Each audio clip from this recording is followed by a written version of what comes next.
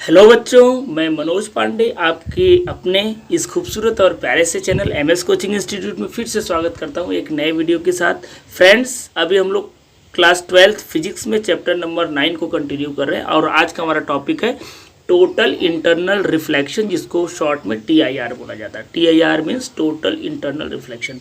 तो इस टॉपिक्स को हम लोग बहुत डिटेल में समझेंगे और एक एक कॉन्सेप्ट को क्लियर करेंगे ताकि इससे रिलेटेड अगर न्यूमेरिकल हो या थ्योरी पोर्शन हो या अदर भी इम्पोर्टेंट टर्मिनोलॉजी हो, सब चीज़ों को आप एक एक बात को बारीकी से आप समझोगे। तो चलिए हम लोग स्टार्ट करते हैं। मेरा नाम है मनोज पांडे और आप अपने ही चैनल एमएस कोचिंग इंस्टीट्यूट के साथ हैं। तो देखिए TIR क्या होता है? Total internal reflection. When a ray of light strike the interface at an angle greater than critical angle, it comes back in the same medium. This phenomena is known as TIR। मतलब अगर कोई light incidents हो वो denser medium से rare medium में, और अगर जो इंसिडेंट एंगल हो वो क्रिटिकल एंगल से ज़्यादा हो, तो उस समय क्या होता है, सेम मीडियम में लाइट वापस आ जाती है। इसी फिनोमिना को क्या बोलते हैं? टोटल इंटरनल रिफ्लेक्शन बोलते हैं। इसके पहले आपको क्रिटिकल एंगल समझना पड़ेगा। क्रिटिकल एंगल क्या होता है ऑलरेडी मैं लास्ट वाली वीडियो में बता चुका हूँ, फिर से मैं एक बार रिवीजन कर देता हूँ। बेटा, क्रिटिकल एंगल होता है कि अगर हम लोग डेंसर मीडियम से रेयर मीडियम में किसी लाइट को स्ट्राइक करें तो हम लोग इस ऐसे एंगल पे स्ट्राइक करें जिसपे क्या हो कि वो 90 डिग्री पे रिफ्लेक्ट हो जाए। मतलब इंसिडेंट एंगल आप ऐसा रखो कि जो रिफ्लेक्टेड एंगल है वो 90 डिग्री हो, तो ऐसे एंगल को क्रिटिकल एंगल बोलते हैं। फॉर एग्जाम्पल आप यहाँ पर देख सकते हैं कि ये देखिए यहाँ से एक रे ऑफ लाइट यहाँ पर जा रही है। ये देखिए रे ऑफ लाइट यहाँ पर जा रही है। ये जो एंगल ऑफ इंसिडेंस है, तो देखो एंगल ऑफ रिफ्लेक्शन नॉर्मल के साथ कितना 90 डिग्री है। तो ये IC जो हो गया यहाँ पर क्रिटिकल एंगल हो गया। तो क्रिटिकल एंगल सिंपल सा बात है कि डेंसर मीडियम से रेयर मीडियम अगर आप एक लाइट को स्ट्राइक करो, भेजो, और उस एंगल के लिए एंगल ऑफ रिफ्लेक्शन क्या हो जाए, 90 डिग्री हो जाए, तो ऐसे एंगल को क्रिटिकल एंगल बोलते हैं। ठीक है।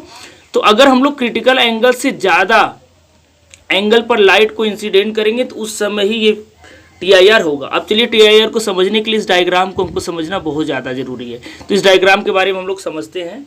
अब देखिए यहाँ पर हमने दो मीडियम लिया है, एक रेयर मीडियम है जिसको हमने एयर लिया है और एक डेंसर मीडियम है जिसको वाटर लिया है।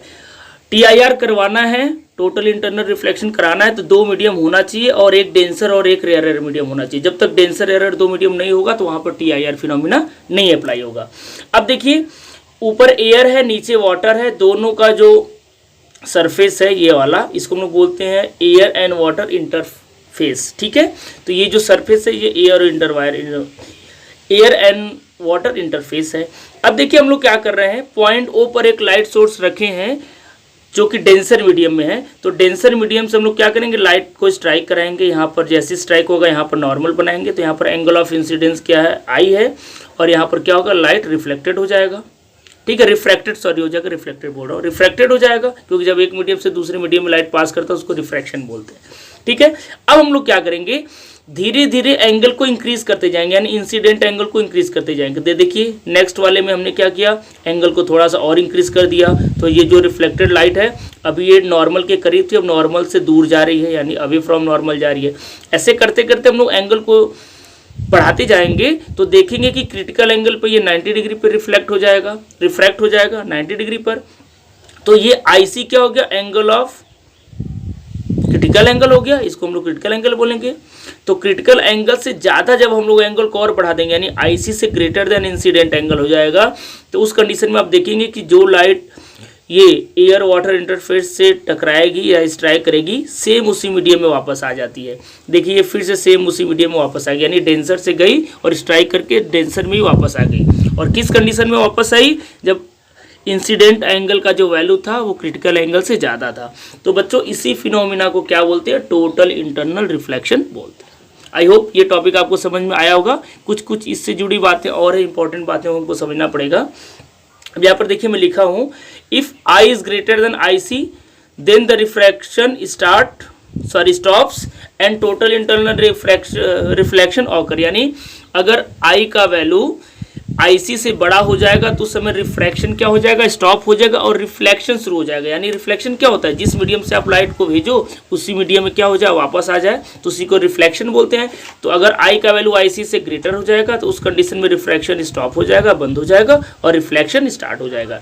And this condition I is equal to R without any mirror. तो इस कंडीशन में हम देखेंगे कि जो एंगल ऑफ इंसिडेंट होगा वो एंगल ऑफ रिफ्लेक्शन के इक्वल हो जाएगा, जबकि ये फिनोमिना कहाँ होता था, सिर्फ मिरर में होता था कि अब जिस एंगल में लाइट को भेजते तो उसी एंगल वापस आता था, वहाँ पर angle of incident is equal to angle of reflection होता था। और यहाँ वो कब होता था, जब मिरर होता था। यहाँ विदाउट मिरर भी ये वाली हैपनिंग हो रही है तो TIR में।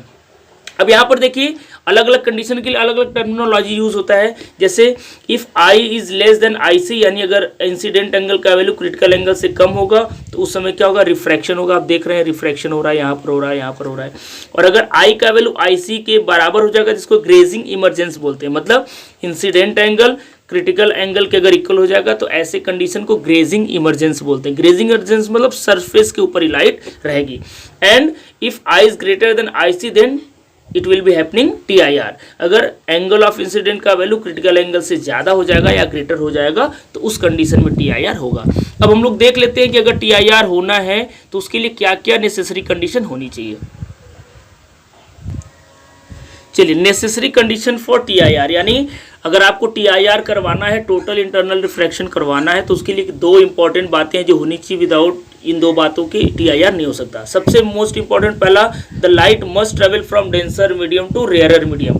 लाइट हमेशा डेंसर से रेयरर में ही जानी चाहिए। अगर रेयरर से डेंसर में उल्टा जा रहा तो TIR का हैपनिंग नहीं होगा। क्यों नहीं होगा, जब इसका एप्लीकेशन हम लोग पढ़ेंगे तो आपको अच्छे से समझ में आएगा।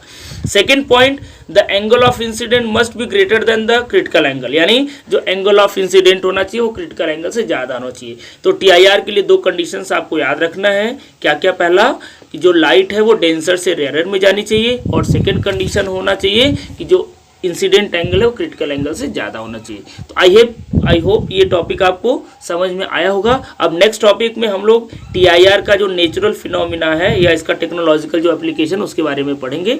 तो इस वीडियो में यहीं तक, नेक्स्ट वीडियो में हम लोग नए टॉपिक के साथ मिलेंगे। इसके साथ साथ मैं आपको ये भी याद दिला दूँ कि ये सारे नोट्स जो आपको स्क्रीन पर दिख रहा है, ये सारे नोट्स हमारी वेबसाइट पर अवेलेबल है फ्री में। आप वहाँ पर जा करके इनको डाउनलोड कर सकते हैं या नोट कर सकते हैं, जिसका लिंक आपको डिस्क्रिप्शन में मिल जाएगा। इसके साथ साथ मैं आपको और भी बातें बता दूं, एक दो बातें जो इंपॉर्टेंट है। हमारे वेबसाइट पर आपको कंटिन्यूअस एक क्वालिटी नोट्स मिलता है जो क्लास नोट्स होता है। अगर आप कॉम्पिटिटिव एग्जाम का तैयारी कर रहे हैं लाइक JEE नीट, तो उसके लिए भी आपको अच्छे खासे नोट आपको मिल जाएंगे। अगर आप NTSC का तैयारी कर रहे हैं या गेट का तैयारी कर रहे हैं तो ये सारे नोट्स भी हमारी वेबसाइट पर इजीली अवेलेबल है। उसके लिए आपको हमारी वेबसाइट पर विजिट करना पड़ेगा, जिसका लिंक आपको डिस्क्रिप्शन में मिल जाएगा। उसके बाद आपको 3 डॉट पर क्लिक करके लेवल सेक्शन में जाना होगा। लेवल सेक्शन में ऑलरेडी कैटेगरी बना हुआ है, तो जिस कैटेगरी का आपको नोट चाहिए उस कैटेगरी में जा करके वहाँ पर आप क्लिक करके नोट्स को डाउनलोड कर सकते हैं या वहाँ से नोट आउट कर सकते हैं। तो बच्चों, इस वीडियो में यहीं तक। अब नेक्स्ट वीडियो में हम लोग नए टॉपिक को तो स्टार्ट करेंगे। तब तक के लिए थैंक यू सो मच।